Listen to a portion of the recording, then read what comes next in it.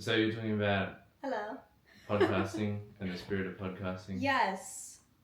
I was just saying, like, there's a big difference in the way that I want to consume, which is cozier, a lot more talking to the audience, breaking the fourth wall. And then when you have an interview podcast, which is maybe Diary of CEO, like a bit more business related, like Call Her Daddy, what we were saying, like, she's kind of a mix of both. Like, that's why her podcast is captivating, but also it's for a certain kind of audience. And I feel like if you want to capture, in my opinion, every kind of audience, because I've listened to her podcast and I kind of get a little bored or a little like, oh my gosh, like she's not letting her guest speak.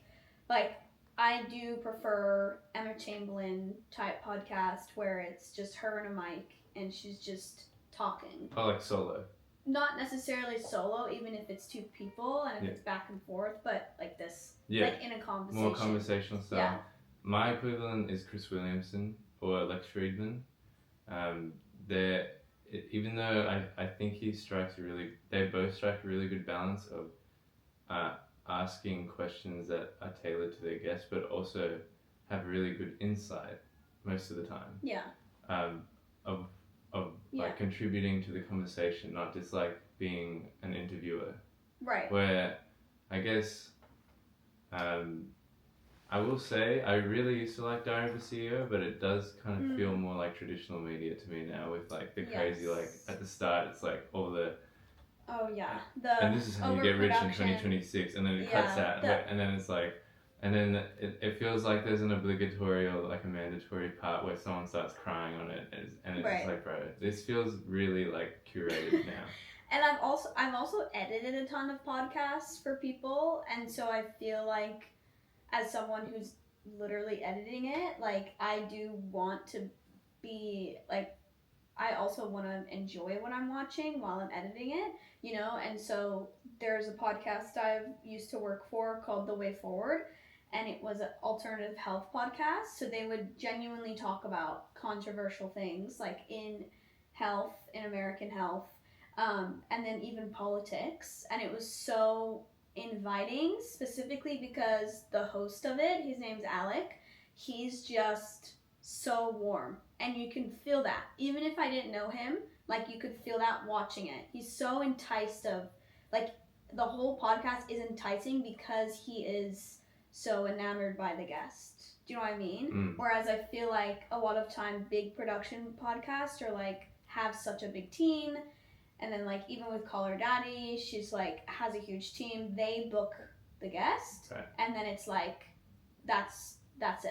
I get that because the team's in charge. Well, yeah, my example is when Chris Williamson, like he'll have some guest on there who's, well, I was listening to one the other day. It was more so about it was quite a taboo topic. It was about why a brother and sister don't have like sexual like an inclination to being sexually aroused to one another. It's like the science, like the biological science or behavioral psychology or something. And you could tell he was so interested in the topic, right? Because when she said something, he would be like, that's crazy, and he'd be like, wow, like this is awesome, and he'd keep asking her questions about it. Whereas like who's genuinely intrigued. Or like when Lex Friedman has a guest on and they say something like crazy, they react in a way that you can tell it's like authentic. Whereas although I really like Stephen Bartlett and I think I respect him and obviously he's awesome, sometimes I feel like the guest will say something crazy and he'll just be like, right, and then move to the next question. Right. And like, they have a time to reach. They have like a schedule as well. I also feel like because the person is the guest, if they were to say something crazy or controversial on the show that's not scripted or anything, there's also not as much leeway to have a reaction. That's why it feels genuine when you watch two people having conversation. Like if it were to turn into any sort of, not a disagreement, but like a genuine curiosity debate of like sitting there being like, oh, like go into that, like really tell me what you feel in that way. But I do feel like, overproduction is, they just go okay and then keep going, or they disagree and don't want to be rude and just stay polite. in some way, you know? Yeah, because I remember this one in particular. I don't actually remember who the guest was on Star of the CEO, but he was being so rude to Right. Stephen. And I was like, bro, you're just getting bullied by this dude. Like, he would say something, and then the other guy would call him wrong, or like, he's like, not an idiot, but Yeah. essentially, like, he would make fun of him. And you know, and like, there's a famous podcast on Lex Friedman where he has Kanye on there, and they start going at each other, bro. Oh my gosh. But it's like real. Yeah. Because Kanye starts saying some crazy things about Jewish Right. people or something like that, and I think Lex is Jewish or something like that. Oh but gosh. anyway, that was even Lex is cool, and he's the chillest guy ever. Right. But you can tell like that's a real conversation in a sense, where it was not necessarily planned for Kanye to start just going nuts on his show. Right. I feel like podcasts have they're so big now. So it's just like you can make so much money off of a podcast because people care about listening to two people connecting. So I do feel like we should be watching more real podcasts, not not overproduced or anything like that, or like if I do watch something controversial, like I'll stick around to hear it and both sides, but also I feel like I do kind of more enjoy a single podcaster. Like Emma Chamberlain, Lexi Hidalgo has one called Moments, and it's literally just her with like this tape recorder, and she's just like yapping about her journey in her life and lessons, and I really enjoy that because it's like it feels like she's talking directly to me. Do you know what I mean? No, Instead of I like like that too, someone else's story. But I don't know. Yeah, I like that, like, not overproduced. I think there is going to be more of a switch to that because people kind of. There already has been. It's more the switch to low production feel. It may not be low production, but it has that, like, low production feel about it. Sure. Or, like, not low production, that's not the right word, but I guess It's cozy, what you're saying. It's cozy. Yeah.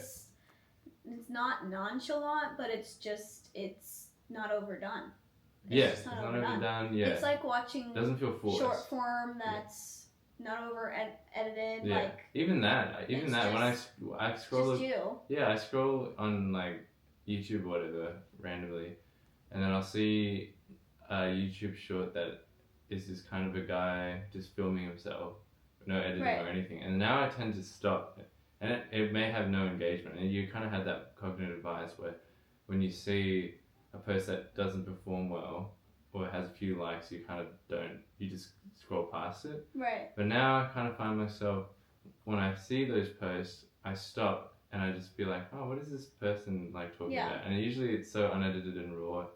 Like, it could be about random things, but I always stop now. Yeah, and I've kind of noticed in the music industry, like, that is the stuff that does better, is not the overly produced stuff. Like I've noticed that when I was advertising my song, and it was like I put filters on it and a certain effect on it, and I tried to make it like a soul effect or something like that. Wait, on the video? Yeah, on my short form content, and I was realizing like if you go over to TikTok, which is a different platform, obviously it's a bit different, but everything that blows up necessarily on TikTok is just text on the screen, but it's and like it's super, just like, just it's you holding the phone, like, it's you like putting the phone up, it's the most like not underproduced, but like not like kind of you're just setting it up and it's done, and then you post it, and you just write text on it, and it's not as big of a deal, or you have to edit the whole thing. So I do feel like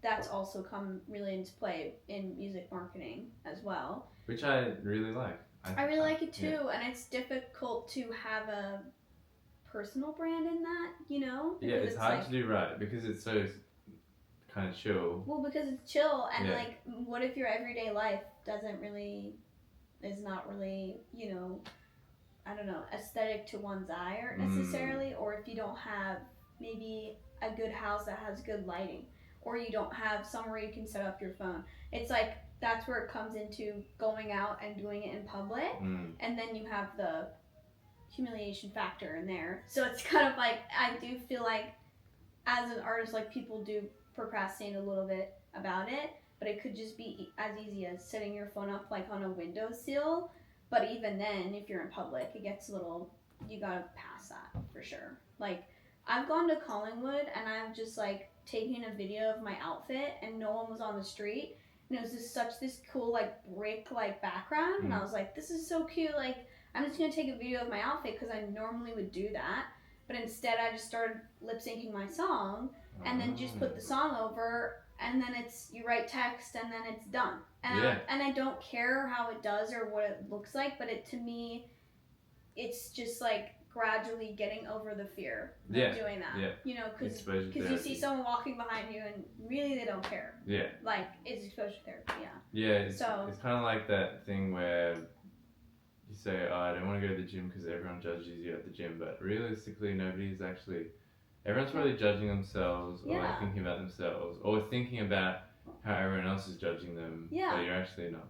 Genuinely, nobody cares. Like, not in an offensive way, but like, they don't have time to care about you. I really doubt, like, someone would be so sitting in there and overthinking, like, I wonder what Joe is doing, like, what is Joe doing? Oh, let me see on his profile, and wow, look at that content, wow, like, judgment, and then it's just like, no, unless there's someone that knows you very personally and is wanting to do that, like, in a loving way, I really don't think a stranger would care as much.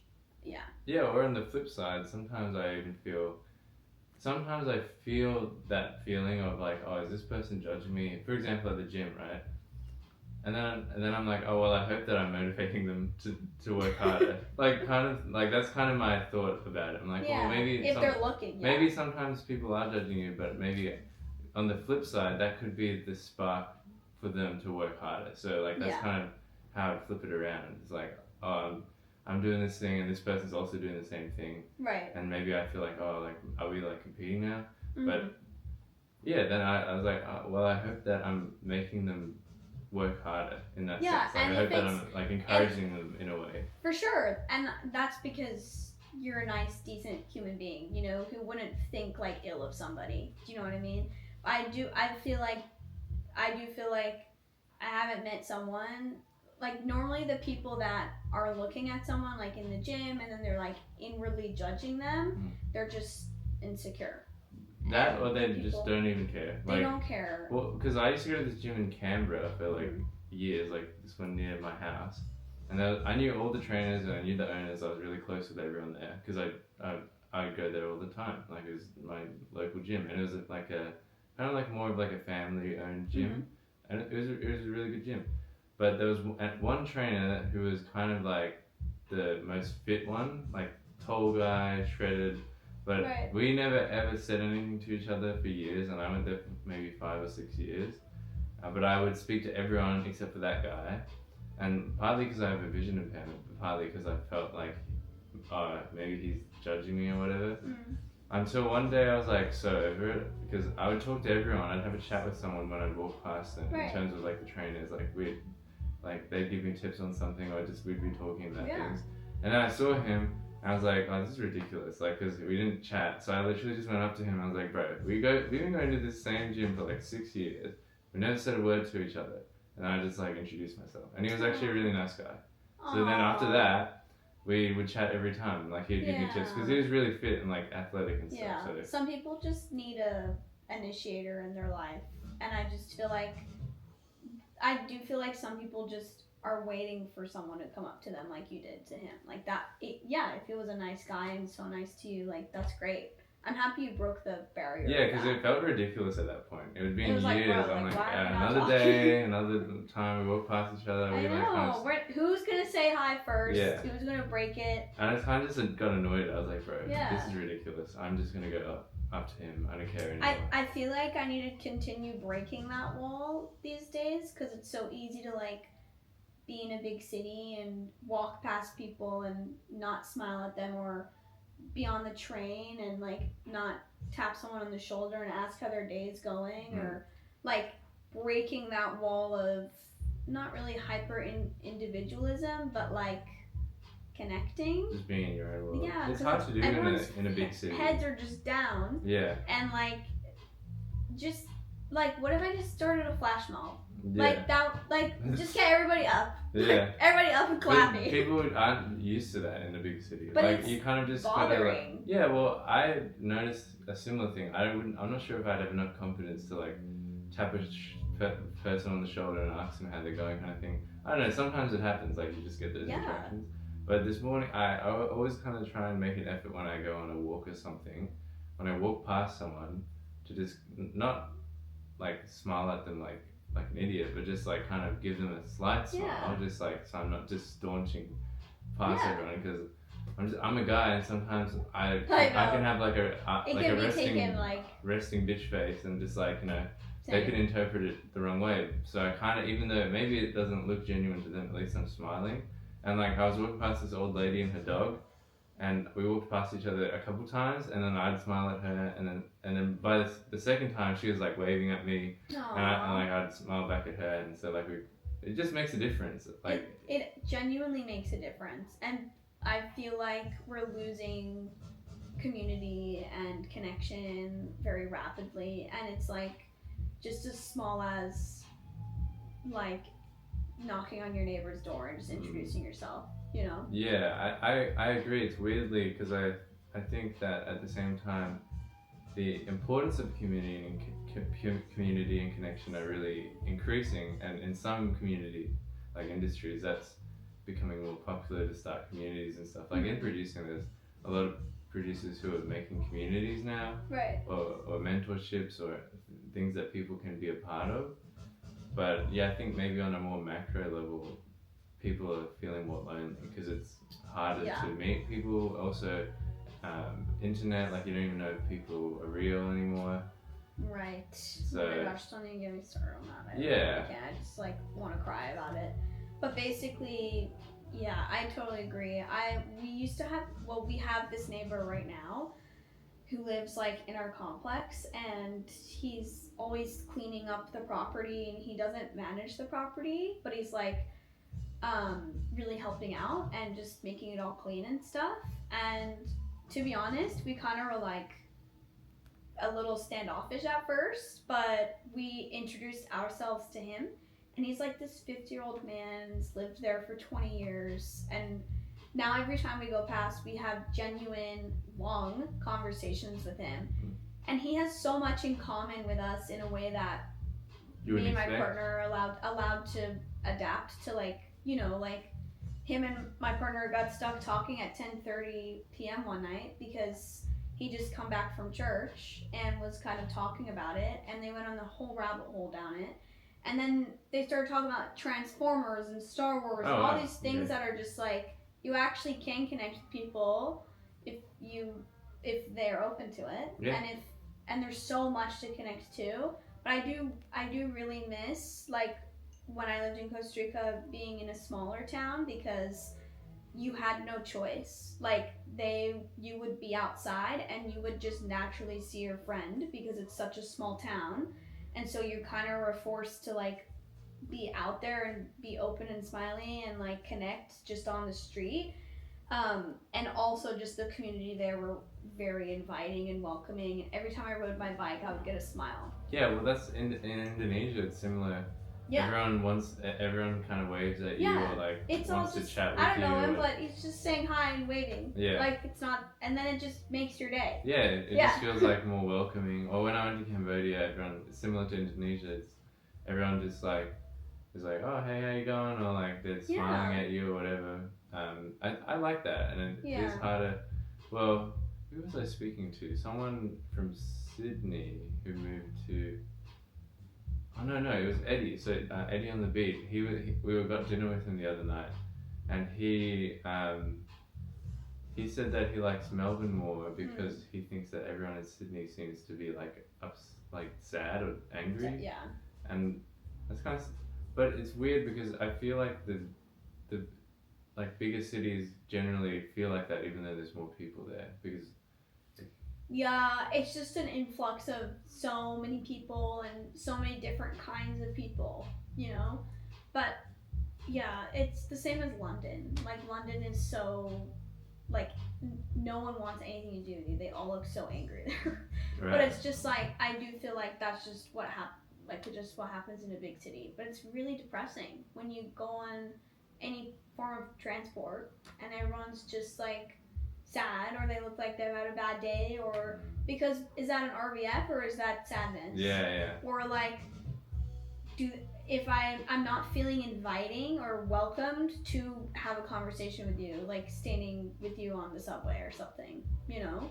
But it's just, I think we gotta break that barrier because it's really important, especially now. Well, I think that's part of your role as an artist, even like to make music that brings people together or connects people in some sort of way. It can be in so many different forms. In the way that you connect people, it can be like you can make sad music that like is almost a cathartic experience. Like Joji, he makes really sad music, but even it kind of like releases you, right? Or it makes you feel really connected to him. But then, or you can make a song like your most recent song, which feels more like it does. Well, I mean, it's literally about seeing your partner, but like it feels inclusive, it's happy inviting, and just. I just wanted it to be happy. Like I just wanted someone to hear it and feel like they could dance around and just be happy for like 2 minutes. Yeah. And that was really nice that was the response I got. Like from specifically family and friends, like who I know would be upfront and honest with me, where it's just like it's just such a fun, happy song. Like it doesn't make me feel heavy, and I feel like that is what's the great thing about music is it is communication, and it's like you're communicating how you feel in that moment. Anything you want to process is through song and music, and like you listen to Adele and you can cry for the rest of the day because you listen to Adele.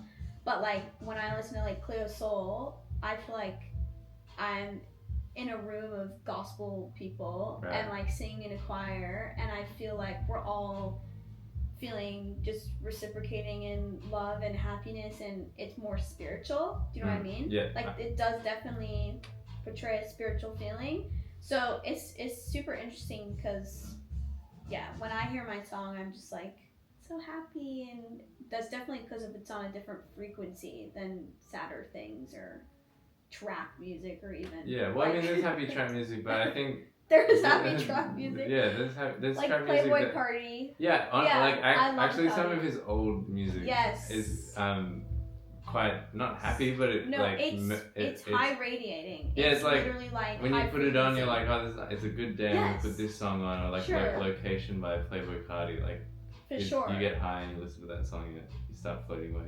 But I think it's really hard to do happy songs. And it's really quite, and most people default to having sadder songs because it is a way that people have an outlet potentially about how they feel about certain things, and there is a lot of things to feel sad about. But at the same time, I think it's harder to do happy songs, and there needs to be more happy songs because if you listen to only sad music, I guarantee you're going to be sad. Yes, and that's just what it's portraying for you. It's just going to be sad, and also like. I believe that sad kind of music based in minor music, like it's beautiful and it's captivating and it's emotional, like Bon Iver, you know, like come on. But it brings you into a dark place because it may remind you of a place in your time, or it may just take you back to something that makes you kind of release. So I feel like it's great that sad music is getting a platform, but also I don't know how it significantly helps artists or even music listeners in the long run, because like we were talking about community and connection, I feel like it doesn't get more of a platform. Yeah, I think the role of... Or it's all like breakup songs. Yeah, like that's what I'm saying. Olivia Rodrigo, and it's all like, you did me dirty and you're with another girl, and it's just like, okay, that's great. But like that's why I really like to listen to soul, because even though soul is yearning, and I don't resonate with that, I resonate with the endorphin soul release for me, which is normally on a happier kind of, not really, but like, you know what I mean. Like pop soul, like Olivia Dean or something like Olivia that. Dean. It's happy. She won a Grammy recently. I know, I'm so happy for her. Yeah, I think more people need to make happy music, especially now, because if you, for example, are an artist and you make really sad music, you start building a community around that. Like all your fans, like Joji, not surprisingly, all his fans are generally more on the sad side or depressed because they really resonate with his music. It's depressing music in a way, but it's cathartic. But I think that's because not enough people try to make happy music. Because it sounds cheesy. I feel like true. It sounds like even the song Happy by Pharrell. Like, it sounds cheesy, but it does release some different kinds of endorphins. To me, happy music feels like, I don't know how to, this is funny to compare it to this, but it makes me feel like I have a stable nervous system and a stable circadian rhythm, and I'm waking up with the sun and I'm sleeping with the sun. Like, it makes me feel like I'm on an actual holistic, correct cycle. And I sometimes feel like when you break into that and you're rerouting your brain with sad music, maybe negative words, or even like angrier music, like there's some rap I can't listen to anymore because it's on a different frequency than I want to be at. If you listen to that stuff, maybe it prolongs how you're feeling. Yeah, I definitely agree. I listen to a lot of angry music at the gym. Like, right. I think it really has its place, but I don't listen to that outside of the gym because it's kind of not productive for and me. Each to their own, but it's just genuinely... Like, it really, like, gets me in the zone in the gym, but I'm like, I wouldn't want to listen to this, nor do I really align with anything they're saying. Exactly. And you know how they say, like, a negative mind is a negative life? I do feel like in the words that you speak, in the words that you listen to, in the words that someone speaks to you, that's music. And that's also in-person connection. And if you're absorbing that and you're being consumed by that, then you're going to have a lower frequency every day. Like, you're genuinely going to be like, I'm really depressed. That's like when I was sadder because I listened to Radiohead every day. Yeah. It's like you just, it makes it worse for yourself. But there's also an art in that, like, it's like, well, this is the music I like and like I resonate with it, and I'm like, sure, but there's a time and place. I listen to a lot of bossa nova because it's doesn't sound as sad as like slow instrumental jazz to me. Bossa nova to me is upbeat and makes me feel happy and makes me feel productive, and so it's like releasing endorphins on that makes me feel better. So I do feel like, yeah, it's so important what you consume. And it's the same with what we were saying, like with podcasts.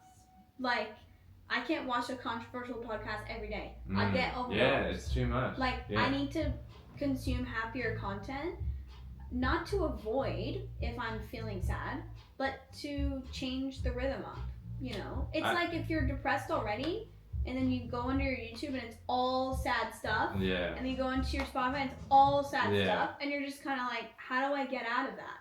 I don't know how. Well, it's true because I listen to a lot of podcasts about AI and existentialism, like AI scenarios, and war, or podcasts about war and AI, and of course I felt really pessimistic. Yeah. Because I was listening to a lot of that and I didn't feel very hopeful. For sure. And so I just think that a lot of people tend to release music that is just only angry or only sad or I hope that more someone sees this and makes it like their mission to just like make I guess it's kind of higher frequency in a sense, like music that elevates your mood, not kind of, because sad music helps you release an emotion, but then all the time is bad. But it's not for every day. I do feel like the more versatile your music taste is, the easier you'll be able to kind of break through to a lot of things because you're not defined by one thing. You're not consuming one thing. Like, I literally have different genres to every single mood that I'm in. Like, it's so important. It's so important for your daily ritual with who you are, with the first thing that you consume in the morning. Like, it's the start of your day. You're waking up, it's brand new. If you go straight on your phone and it's just like war and anger and AI, it's just like, wow, that's a lot. Like, for the morning, whereas composed to like maybe you like, I have a Sunday morning 4 LP Aretha Franklin record, and it's just her like big bold Sunday morning classic hits, and they're so fun and upbeat and jazzy and funky, and I get up and I'm just like go straight into the self-care ritual, and it's just like put Aretha Franklin on and boom, like turn your phone off and like stuff like that. So I do feel like it's really important what you listen to. I've been incorporating on my rest days. Yeah. And also my long runs. Just like, I used to do it anyway. I just don't listen to anything. Yes. Just like no music, just outside. Yeah. And it really helps you stay present.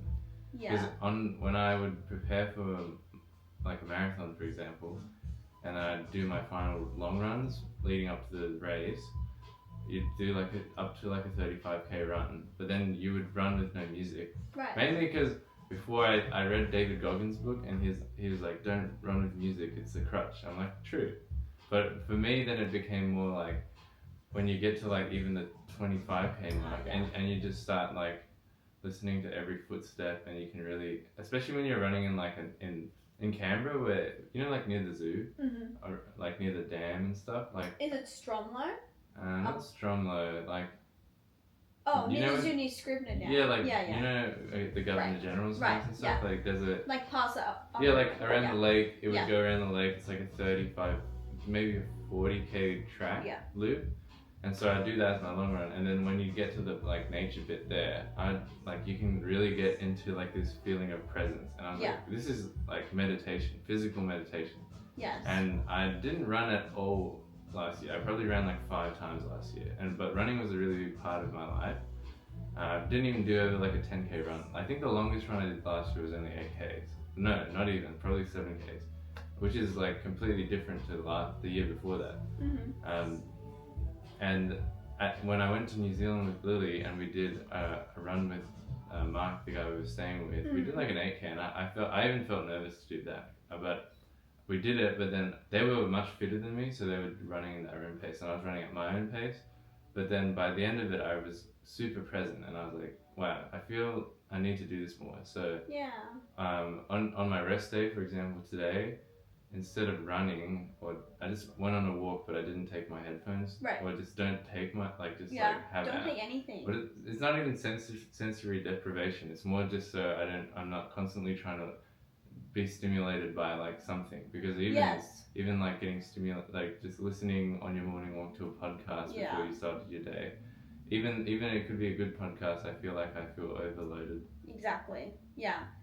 Yeah, I really try and I have like a lake near my house, and I really try to do like a nice leave my phone at home, like leave everything at home type walk, and just talking to the person next to me, and the lake has like outdoor gyms. Oh yeah. Which is fun to just go and like play around and just hear the birds, and it's fun to just sit and like, I think like in this generation of such a fast-paced reality, and like everything's changing really faster than it has before, I think more people need to just sit still and just let nothing consume them, and let your brain start to genuinely calm down and just have no thoughts, and I feel like that's hard. I mean, for me, it's not necessarily having no thoughts, but it's reflecting on the thoughts that I've been, I guess, neglecting, because I always have some sort of input or sensing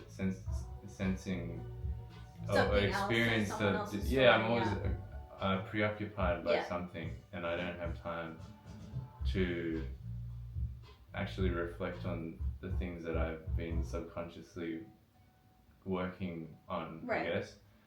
And I even like, because it's not like the best thing to do, but I even started, because I would watch YouTube on my phone before I went to bed, because I just liked it. I know it helped me sleep, but I know that it's bad. So now I've switched to reading fiction books, and I actually look really forward to it. And I actually couldn't fall asleep to not like silence in my room. I don't know why. But now I read my book to a point where I'm like tired, and I just close my eyes, and I actually fall asleep without having to listen to like a podcast or having some sort of stimulation, which is really good. Yeah, that's really good. And I think last year compared to this year, I was always preoccupied by doing the tasks or whatever, or even like neglecting my health to the point where I was getting sick. I don't really get sick, but then I got like sick like properly like 3 or 4 times last year. I think it's because I was neglecting my physical health, but also mental health in a sense that like I was just trying to work too hard. Yeah. And I was And feeling then, like, overworked. Also, yeah. And then I totally resonate with that, and then feeling maybe a bit like resting is being on your phone or like looking at other people's content and consuming. Which like is that not resting. It's not resting at all. But it feels, because it feels exhausting when you're finished well, with it's that. easy to do. You kind of just keep doing it, and it's like it's easy. It's like, oh, I'll stop at the next one. And then you never really stop. Yeah. And then by the end of it, you just kind of feel overwhelmed. And gross. Yeah, I actually feel icky. gross. Yeah, I feel gross after that. And yeah, just switching to things that help me be more present. I think the big one for me that I really like and makes me feel great is doing a run but outside without headphones. That one's a game changer. It's like you're tired and also you have no time to think about anything. It's hard to get trapped in your thoughts when you're just like running and trying not to stop running. For sure. And that one's a huge one. It's just short-circuiting one thing you're doing. Yeah, like you're just focusing on your breath, or you're focusing on how your foot hits the pavement. It's great. Very like, awesome. And reading as well. Reading in a way, I'm not sure what the difference for me from watching YouTube to reading is, but something I actually don't really know what the difference. Yeah, like because if I'm watching a video and then I'm reading, I feel like I'm both.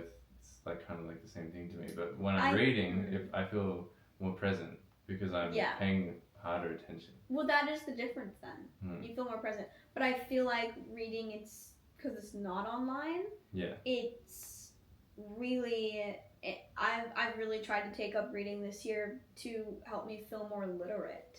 Like, see words I don't know and get confused and have to look the word up and learn the word and like keep reading so I can improve literacy, like just for the purpose of that. And it doesn't have to be like a crazy book. It could just be someone's essays or something like that.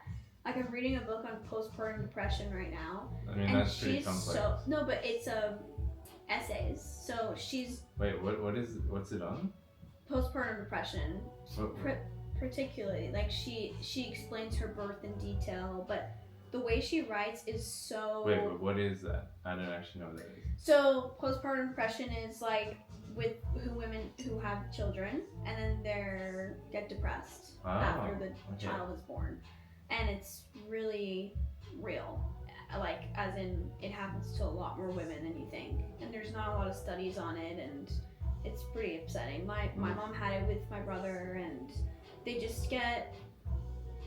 I think when you give birth, because your identity grows with it during the pregnancy, and then you've given the child, it's like your responsibility then as a mother is like completely caring for this child that you just birthed. But that's like such a big commitment, such a big responsibility. You lose a lot of parts of yourself, and a lot of mothers deal with that.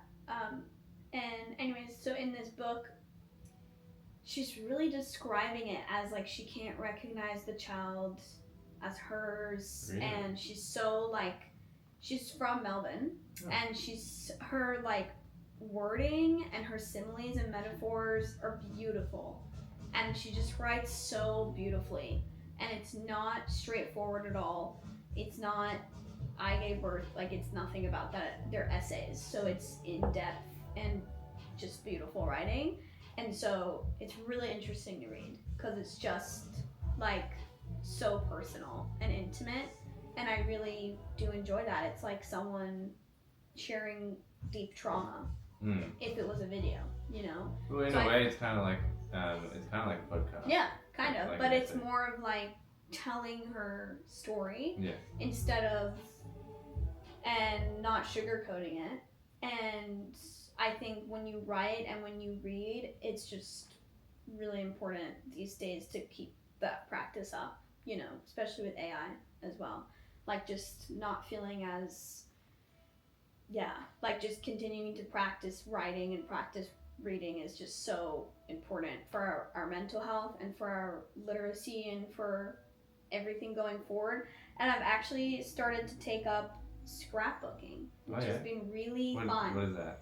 So scrapbooking is that like collaging? Yeah, it's like oh, collaging. Lily does a lot of collaging. Yeah, and it's like you should do it with Lily. I know, and I really wanted to build a different hobby outside of music because I was like, I don't know, like I got a piano recently and I've really enjoyed playing and creating on it, but then I'm just kind of like, I want to do something else that is creative but not like so much pressure. And I printed like 200 photos out of my year in Costa Rica, and I've gone month by month, and I have stickers and like I have like a whole glue tape thing which is so cute to use, and like it's just by the moment. I don't plan it out. It's just like, oh, here we go, and then I cut all the photos up and I just collage it. Yeah. And it's so fun to do alone with like a candle on and some jazz in the background at home, or I go to cafes and do it alone. Oh yeah. It's just nice to just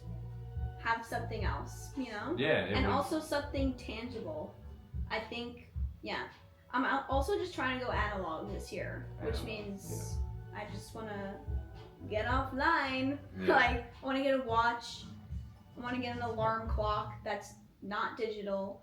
And I genuinely want to get an iPod Shuffle. I've been actually thinking about that. But I need to get offline. Yeah, I've been thinking about the iPod thing, or just like when I get a new phone, using my old phone but never having it connected to the internet, and it being essentially an iPod. It's just having music on it, or just downloading a podcast ready to go, and then having that, and then I just can't be disturbed. Or just getting a BlackBerry, like a tiny like little, an old flip phone. Yeah. And then just having your closest contacts on that, and then you just call them through that. And then you could look at like your iPhone for a work phone, and like you don't go on it unless you're doing work, and it's like social media and stuff like that. But yeah, I really do want to try and go analog, because I feel like if you don't have any things in your house, like during the day, that you can grab and that are tangible. Get distracted by. Yeah, not distraction, but to fill that as your stimulation, instead of the first thing you're doing is going towards your phone, or going towards your computer, or going towards actually I'm so sad because I feel like I get headaches from Bluetooth. Yeah, I mean, there's like studies about it, like EMF and stuff like that, and I'm like, I want to get just earbuds, like to just plug in, the wired ones. And I went to get earbuds, and they don't work with my phone. My port is destroyed, apparently. Oh yeah, my port's destroyed too. I can only charge it. I can only charge it. On the wireless thing. So apparently it means like the data and audio pins, whatever it's called, don't connect. Yeah. I'm actually so bummed about it, because I have an adapter. I have like a headphone jack, but I can't listen to it through that, and so I just feel annoyed, but. That's a first world problem. Yeah. But I'm just saying, in a way, I want to go analog. iPod Shuffle or iPod. You can find them on Facebook for $50. Yeah. That'd be sick. Yeah, and then you just download all your stuff. Yeah. It would mean that the music you listen to is super curated. Yeah. Because you have to be really intentional. But I barely go on my radio or it's always on my playlist. I love going on Spotify radio though, because this year I want to listen to new artists. Because for the past 6 years or so, the Minecraft Composer has been my number one listened to artist on Spotify Rap.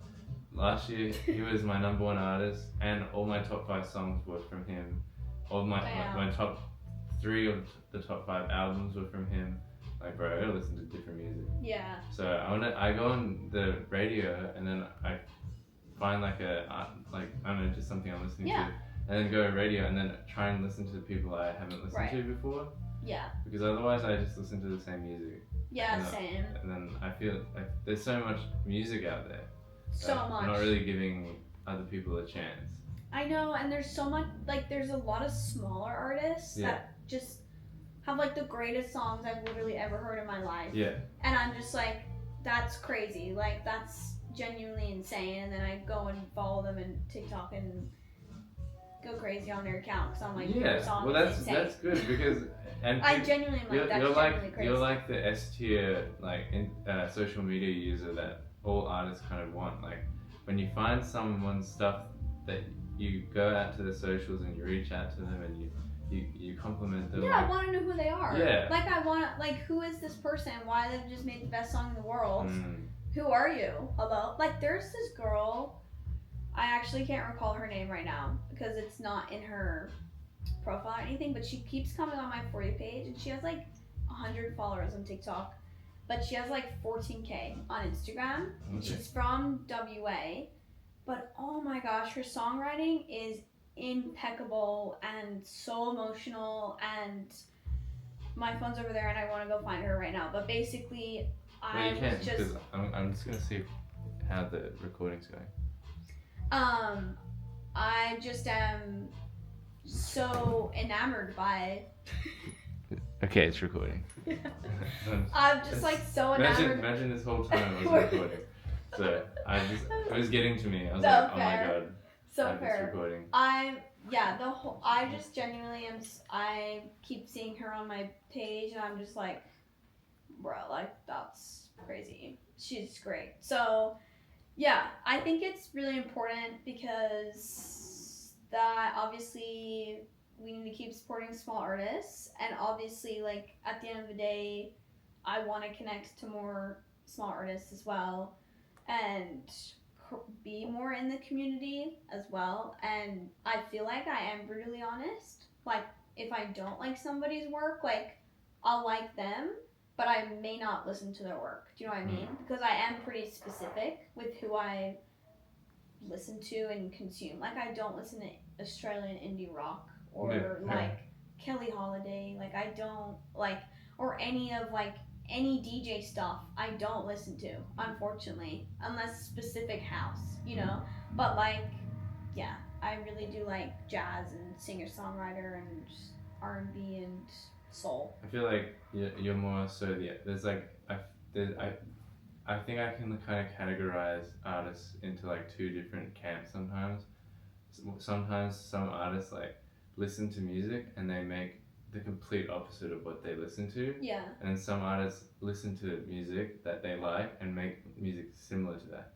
I feel like you definitely are influenced by certain singers and you make music I'm very obsessed with them. Yeah. I don't want to imitate or copy, but I feel like some of the best performers but you take influence from. Yeah, like I learned how to do vibrato because I listened to Adele like my entire youngin' years. And like, yeah, I've just like, I'm so influenced by female singers and female vocalists, and I do listen incredible, like when you're saying Spotify Wrapped, like Amy Winehouse has been up there for such a long time, and Erykah Badu and Cleo Sol, and I just got tickets to see Erykah, and when?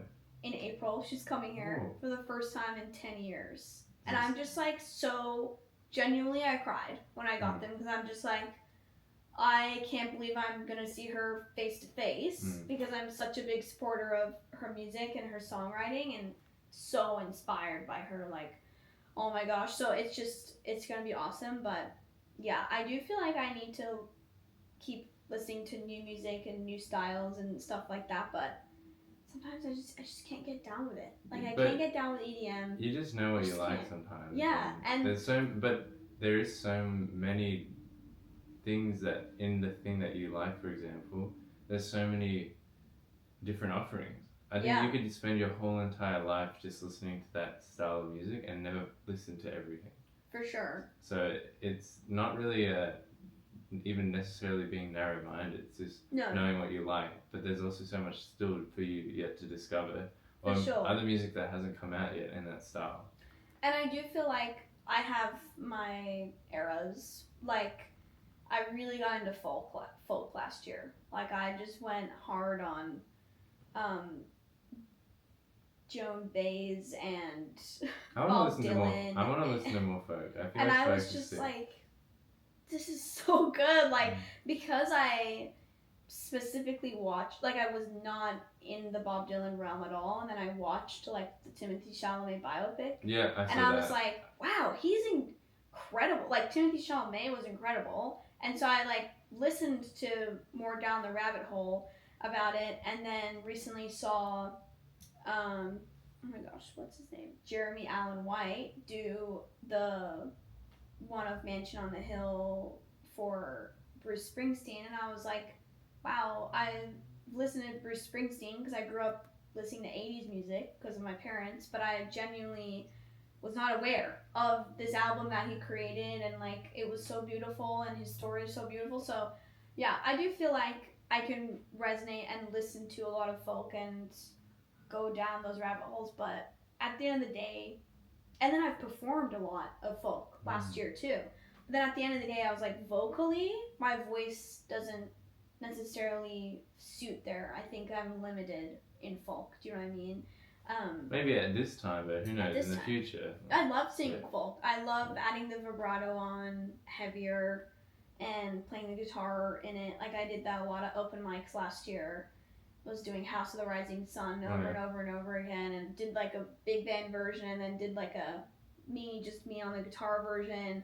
But at the end of the day, I love improvising, so I feel like I come on like a different soul level when I'm scatting and grooving to like a good Erica song at the end of the day, you know. But like my big inspirations are is a lot of people. So yeah, I think your voice is definitely suited towards the music that you make currently. Like the most recent song definitely sounds like you found like a core element, a core part of your artist. But for sure, but even like in this past era of like releasing that and like reflecting on, because that was vocally really challenging for me. Like I was in a different register. Like when we were recording it with Rob, like that was hard for me to hit as much. I do feel like. But I mean, I feel like that'd be a hard song to sing. It's a hard song to sing. I sang it live for the first time a month ago at a gig, and it was cute to have like a bit more of an acoustic vibe in it. But yeah, it's a hard song to sing, and I feel like this is the time to experiment with all sorts of genres. Like I used to say a while ago that because I'm so inspired and influenced by all kinds of artists, I wanted to do an album that's like uncategorized genre. Like I don't know what genre this is. Like, what if I just did a rap song? Like, who cares? Like, I'll just do a rap song. I'll do like another R&B song. I'll do a soul song. I'll do a folk song. I'll do an indie pop song. Like, I just want to keep experimenting until something feels really mine. And obviously, See at Home was the start of that. And so fun, because I've never done anything that big before, like production-wise, like horns, and that was so fun. And so I loved that. But also, I could just come out with a folk song, and that could be the vibes. Like, oh yeah, but I guess this is like how you blend different genres into and making what it more makes unique your too. sound. Yeah, I've heard that a lot. I've heard like people be like, you haven't found your sound yet, or you're on the way to finding your sound, or like, you know. But I do actually fully recognize this is a 10-year journey, you know, and I'm not opposed to exploring so much and having that be, that's my sound, you know. Yeah, I mean, kind of like, you know, Beyonce is just out here just whacking it up. She got some crazy songs at the start of her career, and now she's in country, and it's just like, does she make country music? She made a country album a year ago, and she won a Grammy for it. Oh, and I I'm did just not like, know that. it's Beyonce. But like, that's what I'm saying is like, obviously you have the luxury in that point of your career to make anything and have an audience that cares so much about you that they stay and they listen to it. But for me, I'm just like having fun. I'm just like, let's just vibe. Like, Yeah, let's just see what comes.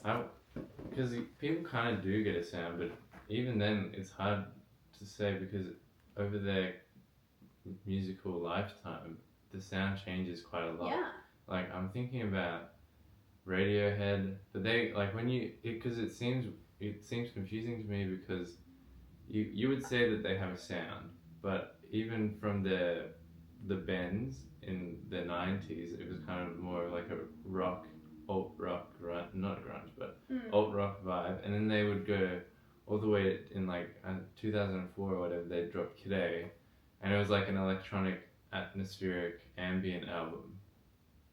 But you would say they have a sound, so I don't like. It's crazy. It doesn't make sense to me in a way because and as an artist, you need to develop your sound. But even when you look at other artists' careers retrospectively, it always I wouldn't say that their sound is completely cohesive. And even if you did that, I think that would be super stale. Like, and I think that's part of the reason why, even though I love rap, like not modern rap, but like the really popular rap, is kind of dying off in a sense because it's kind of just the same thing, copy and pasted every time. And so I think that's kind of hard for artists because you're supposed to have a sound, but then when you do the same thing for too long, then it becomes boring. So you're actually punished for having a sound in that sense. And retrospectively, when you look at artists' careers and you see the different styles of music they made over the year, the sound actually changed quite a lot. So I would struggle being an artist. I mean, like, you can compare, like, Sabrina Carpenter's 10 years ago, like, what her sound was in those albums. I don't listen to her, but, like, in her journey. And then her 2 recent albums are relatively the same, like, in sound-wise. Pop, like, mainstream pop, like, a little bit of country influence in there, like, in the way she sings. And then it's just like, yeah, but me as a non-listener of hers could easily just go and be like, those 2 albums sound the same to me. Do you know what I mean? Yeah. But like for someone who's an active listener of her would appreciate that that's her sound, but then maybe 10 years it may not resonate with her anymore. You know, like Harry Styles just put out a song and people are like, what is this? Because it's kind of techno-y. Oh, really? Yeah. And he's like not known for that. Yeah. And people are like half are let down, half are inspired, and like, well, you'll never be able to please everybody. Exactly. And if you want to just make what you make, like, haters will still hate somehow. So just like do it. Just do it. Who cares? Yeah, I guess the most important thing is just to always be releasing music. I think as long as you're releasing music, it's okay if it's not figured out necessarily. Yeah.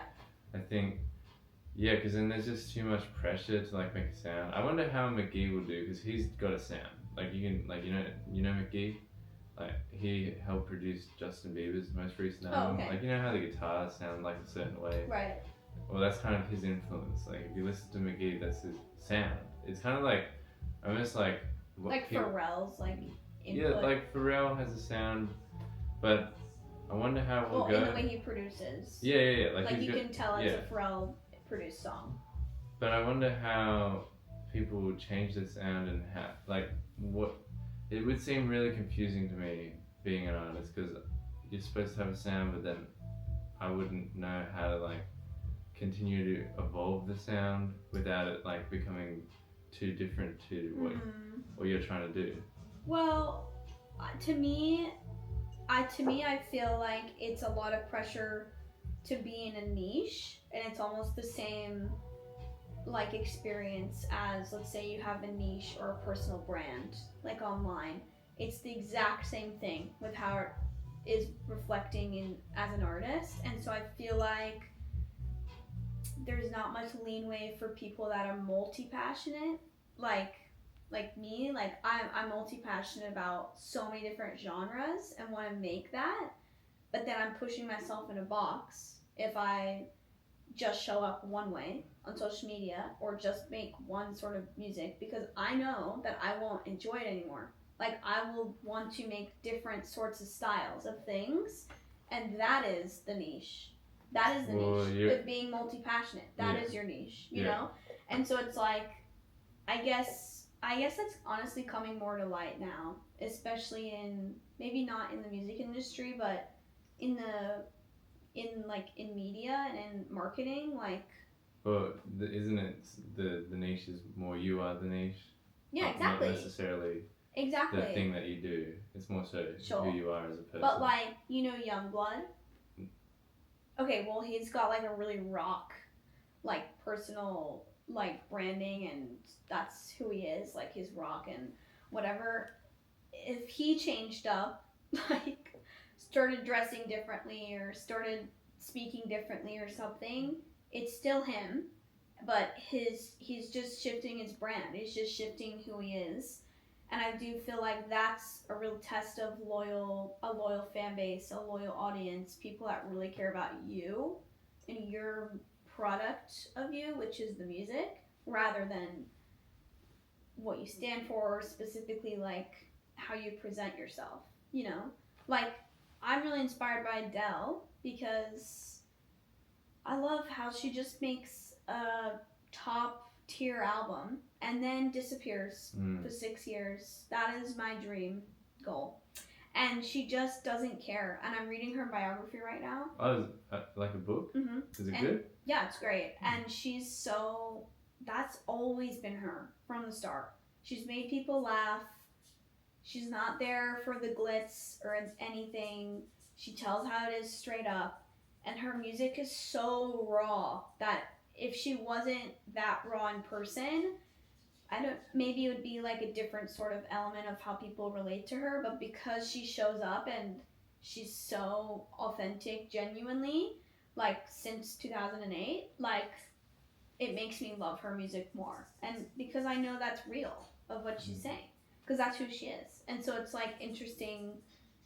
Yeah, when she got really big, it said in the book like these hotshot producers and like record label people like took her out for lunch, and all she did was make them laugh of like who she is. Like she didn't even care that they were like pretentious, and these big record label managers, like they just really fell in love with who she was.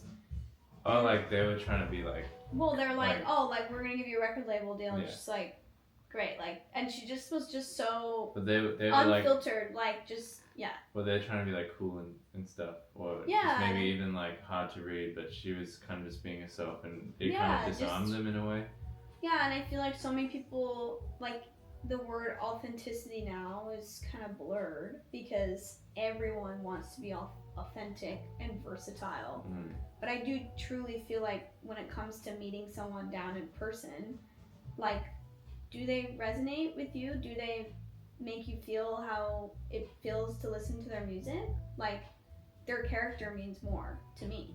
Like, if I don't know, would meet like a celebrity that I've really enjoyed, like their art for a long time, and they weren't sincere or a bit more down to earth or authentic like they brand themselves, then I genuinely wouldn't even want to hear their stuff anymore. That's interesting. So you can't necessarily, like, you know, it's the same with movies. But you know, like the debate where it's like, can you separate the artist from the art? Say like you really. Sometimes it depends. You really like, for example, when Xanthe, he was like huge, but then he did all these bad things, but he had a lot of fans and a lot of people really loved his music, and so the debate was, can you separate the artist from the art? I don't know, because I feel this way with Elvis. Like, I love Elvis so much, but I have seen so many biopics of him and his character and read so many things, and I'm just like, wow, he groomed a child, and like he was awful and a drug addict. But it's hard because I want to defend him like naturally, because I think he's such a great artist. But yeah, that's difficult. I think it's just depends. I think it depends on what they do. Personally. Yeah, like how bad it is. Yeah, or how good like the music is. Elvis eventually. In person, I would never know because he's not alive, and I can't see who he is. But I also love his music, and that's maybe all that is. I think he's a great artist, and that's what it is. You know, but I also know that a lot of songs he sang he never wrote. I also know a lot of songs he sang were stolen from people of color. Like, I also know stuff like that. So it doesn't make me necessarily hate him as an artist anymore or not listen to his stuff, but it makes me, when I'm listening to his stuff, not think as highly of him, if that makes sense. Okay. And yeah, so I think it depends. Because for me, for example, I really like Travis Scott, but then he does questionable things sometimes. Yeah, or Kanye. Or Kanye, yeah. Like, I feel like Kanye's gone to the point where I'm like, he just went too far. I don't want to listen to his music anymore. Like, I want to listen to his old stuff and pretend he's that. Yeah, even his old, like, I love his song "Devil in a Red Dress," but I just like Kanye's just too much for me. But with Travis, for example, even it's hard to say like how you even quantify a bad act, because he had that Astroworld incident where people died at his festival. I saw that. That was... And I remember someone got really angry at me because I genuinely liked Travis Scott. Right. Before that, like, I liked his music a lot, and I felt like it had a deep impact on me. And then when all of that stuff came to light, and then I was getting challenged to like, oh, why are you supporting him? It's like, well, I just really like the music. And I think that it's hard. It's so hard to like. I'm not sure, because it felt like for me, it's like you kind of just switching up when it's kind of convenient to do so, but at the same time, I understand that that's a really bad thing. Yeah, at the end of the day, because artists aren't like the old days anymore, where you're scouted and it's not online, like old, certain kinds of artists.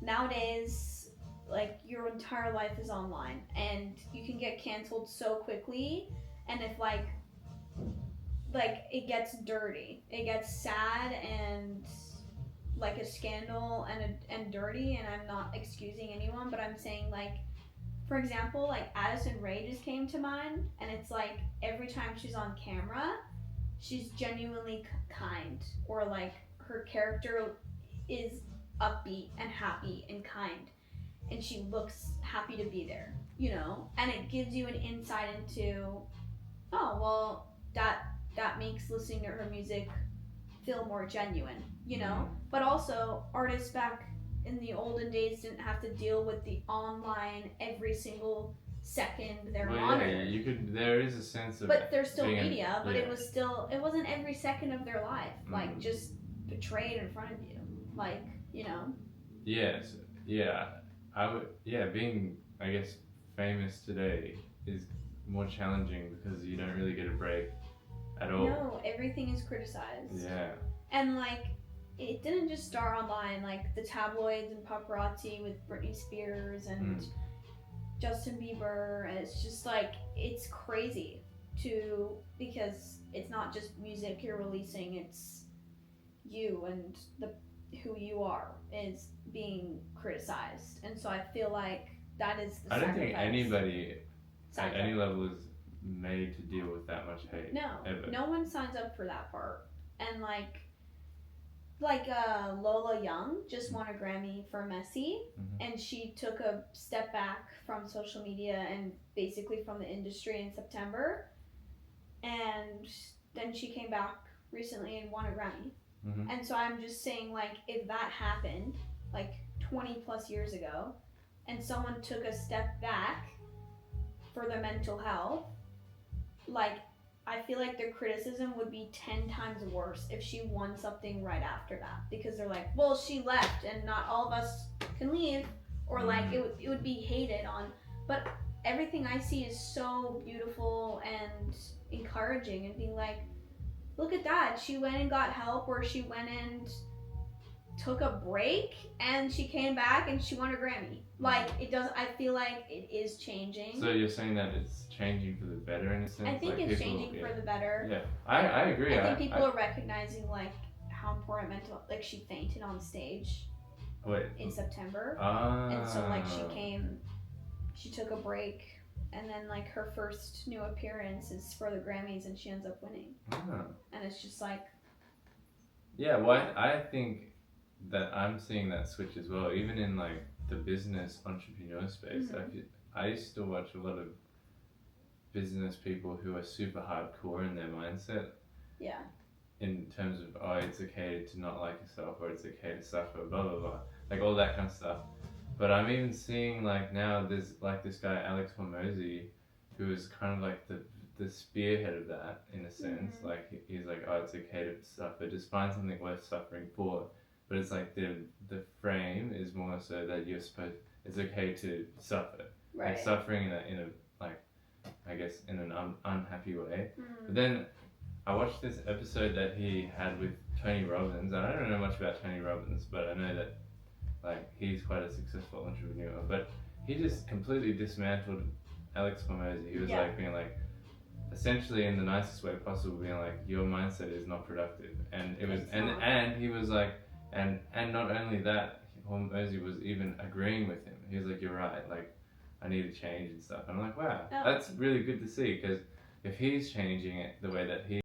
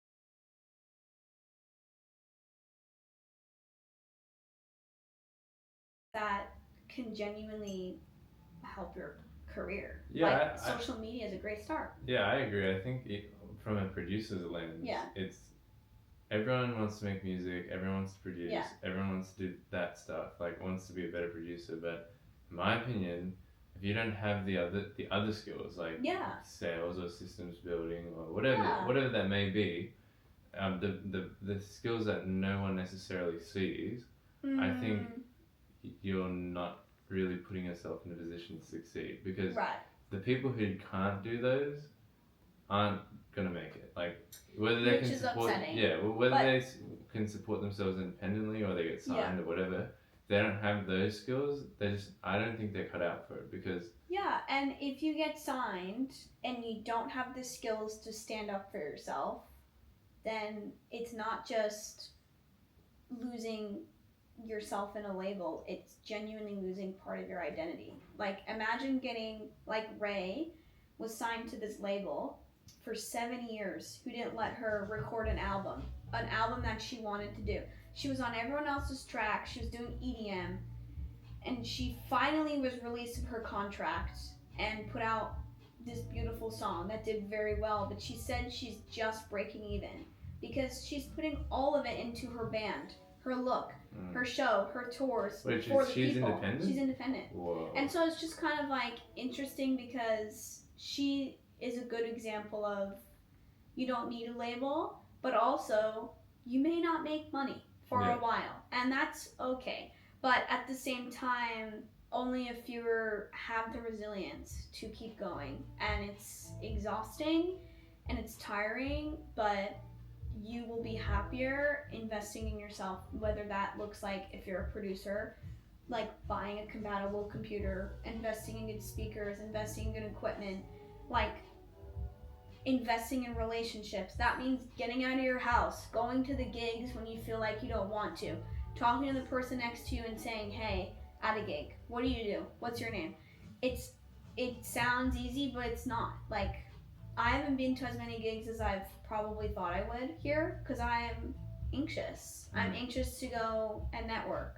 And like, who even said networking has to be part of being a musician? Like, why can't we all just be scouted like the Beatles and just be performing? Like, it's that's hard. The thing though, is the people who want to do music but are frustrated because they don't only just get to create. I just don't think that is the mindset that will lend itself to being productive for you to succeed as being an artist. Well, because even the oldest artists, like back in the day, were being seen somehow.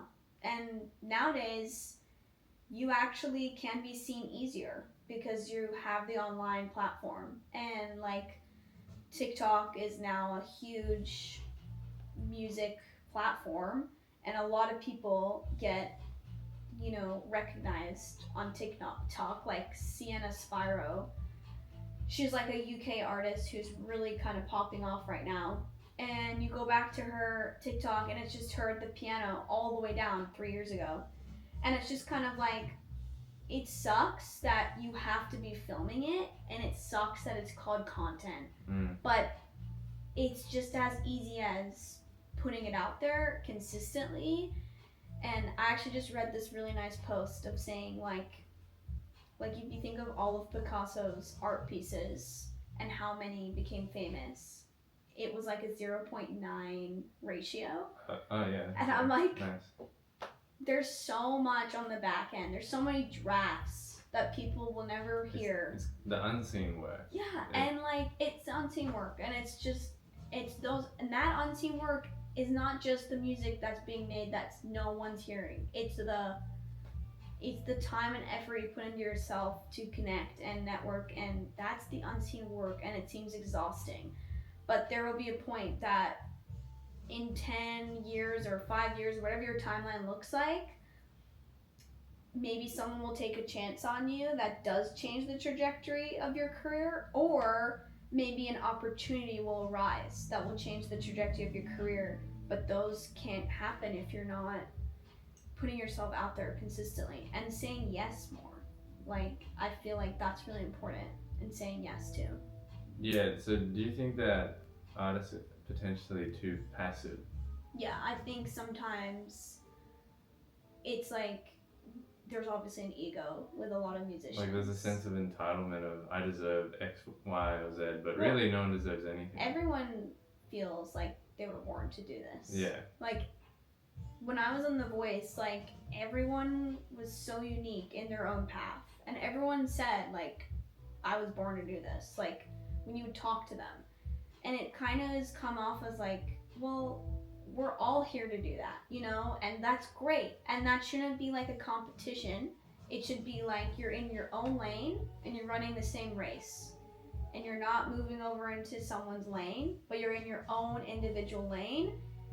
And some people might go faster than others. Like that's just what it looks like. And so I feel like it's the same. Some artists do get a little wrapped up in what the future could look like for them, that they become stuck in the present because it's so overwhelming to them. But really, you should, it's hard, but on the days that you have the energy, use that energy to continue going, because like the hard work will get you there, genuinely. And I'm so passionate about that. Like I do feel like some people are really meant for big lives, and like I feel like I can spot that energy from like a mile away of who's authentic in that way and genuinely not here for the glitz and glam, but genuinely here to convey empathy through music and spread it. Like that's their mission in life and purpose, and that's what they're here to do. And I feel like I can hear that really presently, and I do hear it in my life, but the roadmap looks a little fuzzy because it's just started. Yeah, so I mean, it's unfolding. Like it's unfolding, yeah. So it's just like, you're not going to have it mapped out, and the best things in life are unplanned and spontaneous. That's true. And the best things in life are whimsical and of the moment, and they just arise and they're just there. But obviously in music and in the music industry, there is a certain kind of pattern that we do see, you know? So yeah, just stay true to yourself. Like Olivia Dean was performing, and she said she was performing in 2023 to chicken shops to like a crowd of nobody. She said one time on a podcast she was doing that with her full band. And then there's all these videos resurfacing of her in 2022 performing for free somewhere, and it's like, wow, you know what? That's not that long ago. It's not long ago, and you know what? She had been doing it since she was 16. She went to the Brit School, which is such a starter for a lot of people. Amy Winehouse, like Adele, like it's such a starter for a lot of UK artists. But other than that, like you still pave your own way. You know, she was only 16 when she went. And then now it's like she made one album, but she made an album previously 3 years ago or 2 years ago. But now this album, you know, is so positive and radiating and happy. And it's just like, I was thinking the other day, like, what if that album, like, never popped off? Like, what if it's just like, it didn't get as famous as it did, and then she just keeps creating albums? Like, that's just what the reality looks like.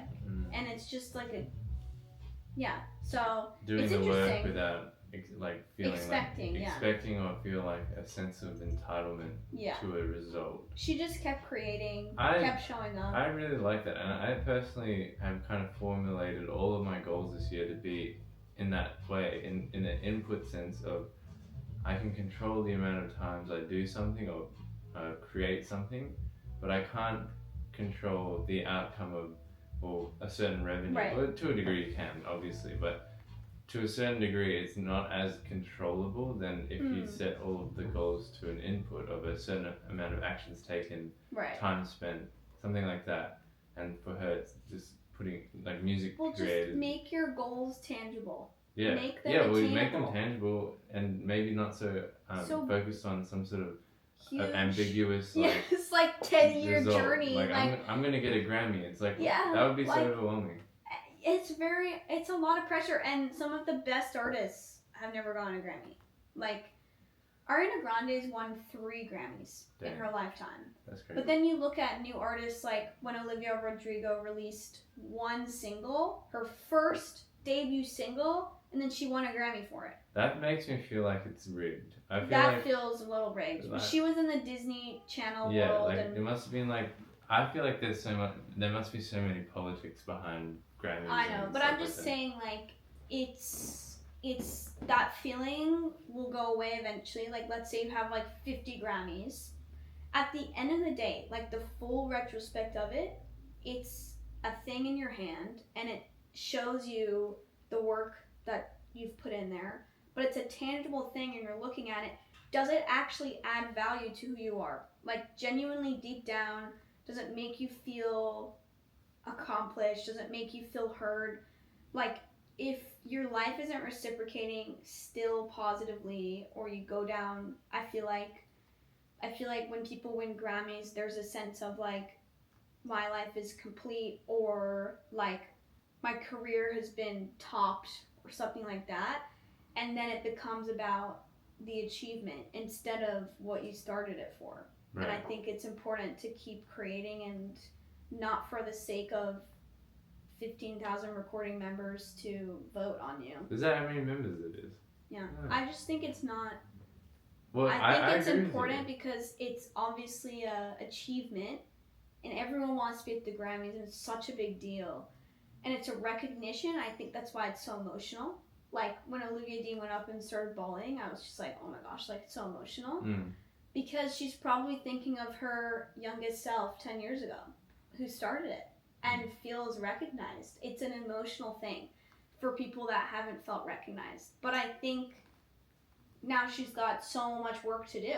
You know, she's got to make more beautiful albums and keep putting it out there and keep sharing her light, and that's her purpose. You know, her purpose isn't to win a Grammy. Her purpose is to keep sharing who she is. And so I feel like artists sometimes get wrapped up in the physical realm. Yeah, And no, I get that because yeah.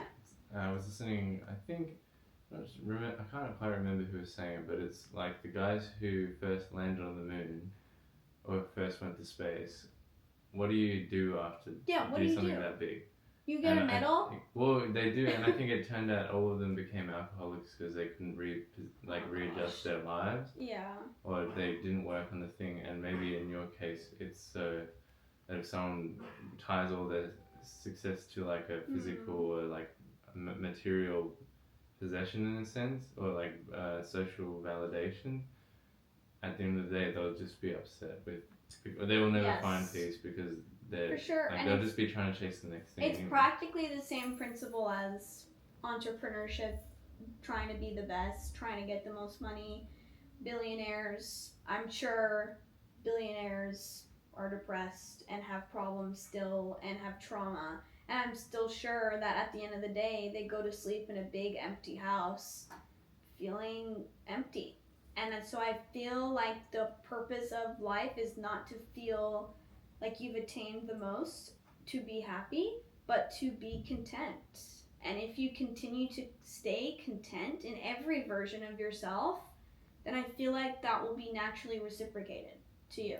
You know, all opportunities, people drawing to you, people wanting to listen to your music. Just stay content and stay. That it's all part of the plot. Yeah, I feel like some people though they create or they devote themselves so much that they have to sacrifice their own life in a sense to make other people's lives better. Like I feel like a lot of business people or tech people create an experience that is so beneficial to everyone else that in the process they kind of lose themselves. For sure.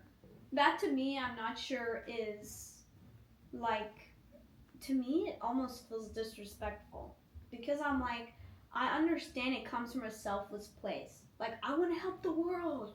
I want to create change. Like, I get it, and thank you.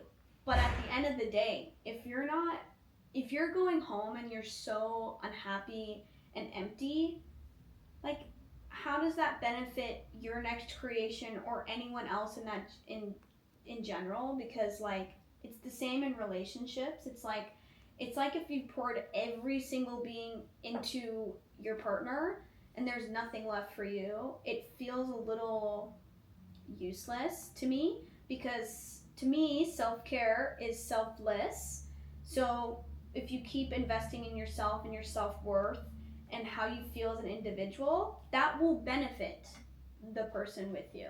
So if you have like an ethical business owner, you're going to benefit from their creation if they are content, full, happy, purposeful themselves. You're not going to benefit if they're drained, angry, sad, depressed because they're pouring it all into you.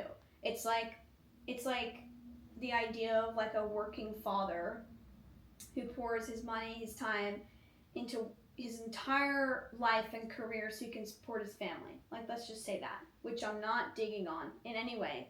But what happens when your children get grown up and they say, I never saw you, Dad? Like, what happens then? What happens when I understand you provided for me tangibly with physical realm things like money, but what about you? Like, I miss who you are. You know what I mean? And so I feel like that's really important to keep supporting people that give so much, like business owners and entrepreneurs, right. Because so they're giving. Yeah, there needs to be a balance. You can't. And that means respecting your boundaries and saying, hey, I'm going to turn off my computer at 5 p.m. I'm going to turn it off, and I'm not going to look at my work phone. Or that means respecting, like, I'm not going to work weekends. Not going to work weekends. Or that means respecting, like, I don't have to hustle. I don't have to be in that. I can respect people that do that, but that doesn't have to be me.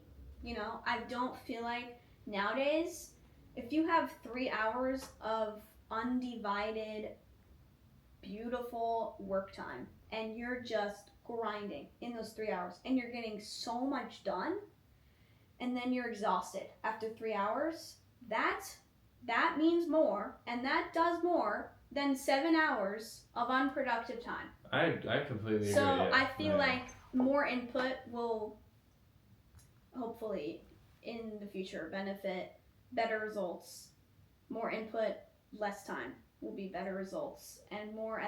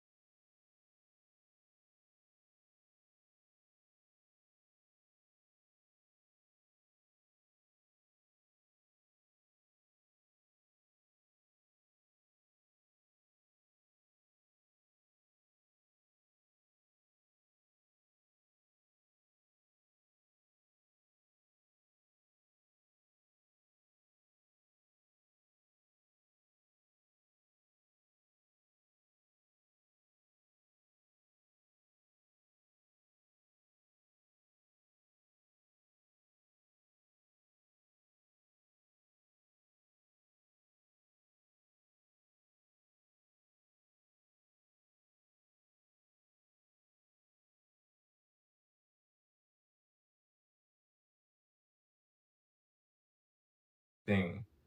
And I think maybe right now we're scared of it, but maybe one day it's gonna be just like a citizen, you know? Like it's just like I don't think so.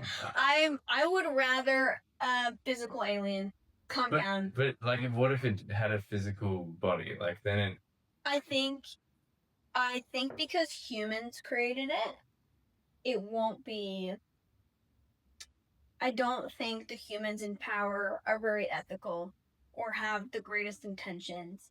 Like the owner of ChatGPT said, it's the start to the end of the world. He was in an interview and he said it's literally the start to the end of the world because when you give it a conscience, it naturally, like this world has been, is like it wants to overtake or overthrow. And so I feel a little concerned in that way. But, you know, it is exciting to see what could happen because in the state of the world right now, just throw anything at us. I mean, so much is so much is crumbling that I'm like, add it to the list. Yeah. Let's go fight AI robots in person. Like, honestly, make it the purge. Why not? Like, just add it to the list. Yeah, I guess I'm just trying to reformat because I really felt so scared about AI, and I think it's just not productive anymore. You shouldn't feel scared in general. Yeah, like of new things. Yeah, just like I'm trying, like I think, just trying to see the positive aspects of all of these situations here, and instead of kind of just ruminating and like oh, it's gonna well, take you my can job, let it become existential for you and sad, or you can just choose to not contribute and choose to not use it and keep doing better than it. Because I don't feel like it's better. I feel like nothing will ever compare to human connection ever in the world. Our brains are so powerful. We don't even use half of our brain every day. We don't even use the full capacity of our brain every day. So I feel like we're all kind of waking up and tapping into human connection and human in person abilities and what makes love and joy and stuff that a computer can never ever understand nor be because it's a product of another product that we created ourselves. So I do feel like it's not worth it to be existentially intense about it because it's here. Like we can't take that away right now. Like you and I don't have the power to do that. But you can contribute by not, using it every day or doing stuff that hurt,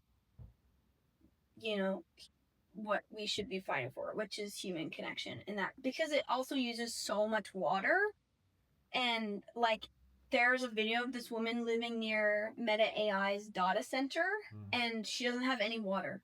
Like they use the entire town's water because it's steaming computers in a huge database just working, just computers working. And so I do feel like environmentally we shouldn't contribute to that. Like you shouldn't ask AI to write a 800-page essay for you or use it during school or any of that. But like you're saying, people are already using it for music, which they weren't able to 2 years ago. Like that wasn't a thing. So you're right in the way that it's going to be evolving, whether or not we like it, and it's not worth it to be stuck on the sadness of that. But also, at least I want to not contribute to making it worse than it has to be because I just never thought it would be in music. Yeah, but I think like that is also you can lean into that, and I guess that can be a part of like what you're you're known for. I guess is like you actively don't use it. Right. So that is like a way that you can, I guess, adapt to it is by, I guess, being a vehicle for not using it. Yeah. Which is, I think, also a very powerful thing. Like, I completely agree with you. I think it needs to be regulated, etc. It is going too fast, but yeah, I like learning from what's new, and just seeing what's out there and just learning about what the new technologies and the new advancements are. Yeah, because it's fun and interesting. Yeah. Yeah. And it's like, wow, I feel like we're near it's being like able to be conscious, whatever that is. Which is frightening, but also interesting. It's honestly just, yeah, it's all interesting. Like, I mean, it's like trying to explain to a boomer like why I work online. Yeah, like they wouldn't get it. They're like, what do you mean you work? You don't have to go to the office. Like, what do you mean? Like, it's moving forward, but also, yeah, you always have a choice. Yeah, and I think my way of preparing for the AI apocalypse is, oh my gosh, is I guess doing like more like working with my friends and doing workshops and stuff. Yeah, and being more in person. Yeah, like they can't be. Yeah, unless they make some crazy robot, but which will never be the same as human touch, though. Well, you should watch what's it called? Ex Machina. Oh, I've never heard that. It's so there's a you know what the Turing test is? The Alan Turing test. It's where when the Turing test is when if you're speaking to like an AI or a robot and you can't tell you're speaking to a robot, then it passed the Turing test and means it has consciousness. But the director's name is like James Gunn or something, I think. And he made his own test, which is the movie essentially. It's like the test is you're talking to a robot, but it passes the test when you're talking to a robot, but you treat it and care for it as if it's a human. And essentially that's what the movie's about. And it's such a crazy movie. It's a really good movie. I've seen people do that in real life. Like talk to AI as if it's real. Oh, and that's contributing to the loneliness epidemic. But I think just like having more participation or being more involved in a community. It can be online. It can be wherever. It's just like, or doing things that are more involved in person, or like, or reading more books. Yeah, reading people's art, doing more art, just showing up for community. I feel like everyone wants a village, but they don't want to be a villager. So just just be a villager, show up for your friends. What do you mean everyone wants a village but nobody wants to Everyone wants friends there for them. Everybody wants that. Everyone wants someone to pick them up from the airport.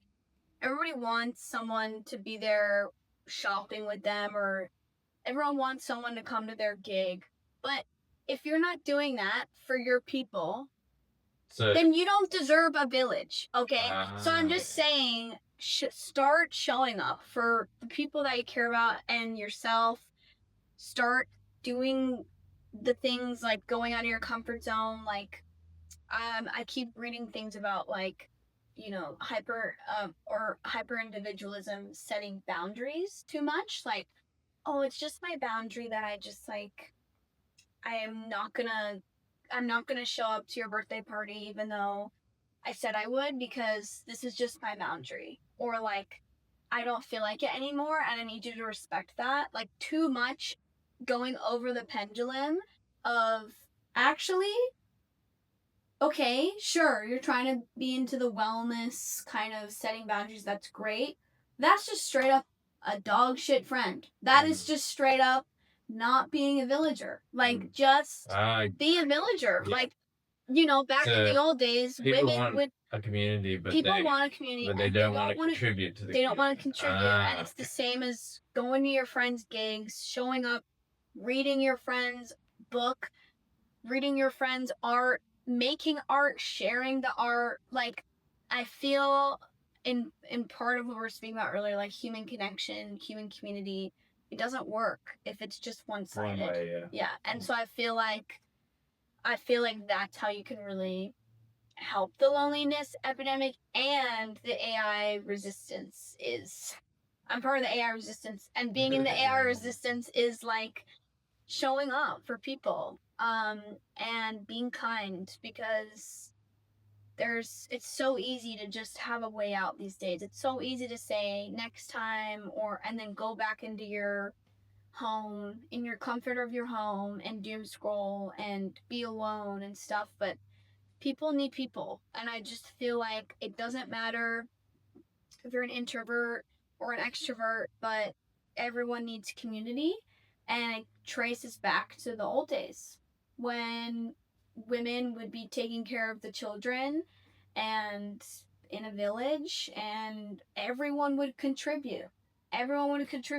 Like my boyfriend's family, his sister had a baby at 21, and the whole family were raising her. The whole family were contributing. They were all being villagers. Everyone had their part.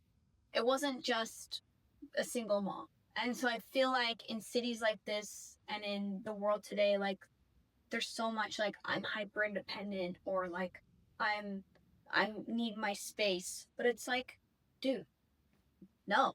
Like I don't care. Like I maybe that's just because I'm a people person and I like to be around people. But in general, I do feel like we need to be showing up more, and that means for artists and all kinds of art. So that's beautiful boom! words. Beautiful words.